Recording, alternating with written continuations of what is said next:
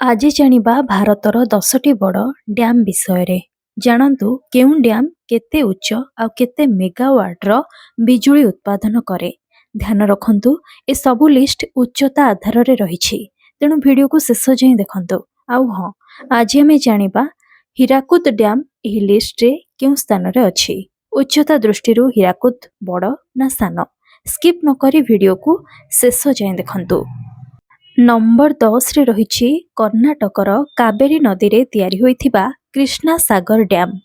1932 रे तयारी होइथिबा एही डैम रो उच्चता हेउछि 40 मीटर आउ लंब हेउछि 2620 मीटर।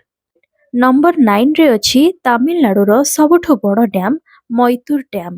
कावेरी नदी रे 1934 रे एही डैम को तयारी करा जायथिला। एहार उच्चता 65 मीटर आउ लंब 2700 मीटर। नंबर 8 रे अछि उत्तर प्रदेश रो रिहांद डैम बा गोविंद बल्लभ पंत सागर डैम। एही डैम पई उत्तर प्रदेश सहित झारखंड, छत्तीसगढ़ और मध्य प्रदेश भली राज्य को साहाय्य मिली थाए। एहार उच्चता 91 मीटर आउ लंब 935 मीटर। डैम टी 300 मेगावाट रो विद्युत उत्पादन करि थाए। नंबर 7 रे रहिछि मध्य प्रदेश रो इंदिरा सागर डैम, जहाँकि 1000 मेगावाट रो विद्युत उत्पादन करिथाए। 1984 रे इंदिरा गांधी एही डैम रो शिलान्यास करिथिले। नर्मदा नदी रे तयारी होइथिबा एही डैम रो उच्चता 92 मीटर आउ लंब 653 मीटर। नंबर 6 रे अछि महाराष्ट्र रो कोयना डैम, जहाँकि कोयना नदी उपरे अवस्थित। 1963 रे तयारी होइथिबा एही डैम रो उच्चता 103.2 मीटर और लंब 807 मीटर। 1920 मेगावाट रो एहा विद्युत उत्पादन करिथाए। नंबर 5 रे अछि तेलंगाना रो कृष्णा नदी रे अवस्थित नागार्जुन सागर डैम। 1995 रे जवाहरलाल नेहरूंको मॉडर्न टेक्नोलोजी रे एहा तयारी होइछि। डैम रो उच्चता रहिछि 124 मीटर एवं एहार लंब रहिछि 1550 मीटर।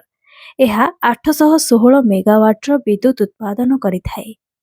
नंबर 4 रे अछि आम ओडिसा रो हीराकुद डैम। महानदी रे अवस्थित एही डैम भारतर सबुठु बड़ लंबा डैम अटे, किंतु उच्चता दृष्टि रे एहा 4 नंबर स्थान रे रहिछि। एहार मुख्य बंधर लंब केवल 4.8 किलोमीटर होइथिबा बेले एहार मोट लंब 25.8 किलोमीटर। एहार जलाशय 55 किलोमीटर जाए व्यापीछि। एहार उच्चता 61 मीटर। 330 मेगावाट रो एहा विद्युत उत्पादन करिथाए। एहा हेउछि आम ओडिसा रो जीवन रेखा। नंबर 3 रे रहिछि गुजरात रो सरदार सरोवर डैम।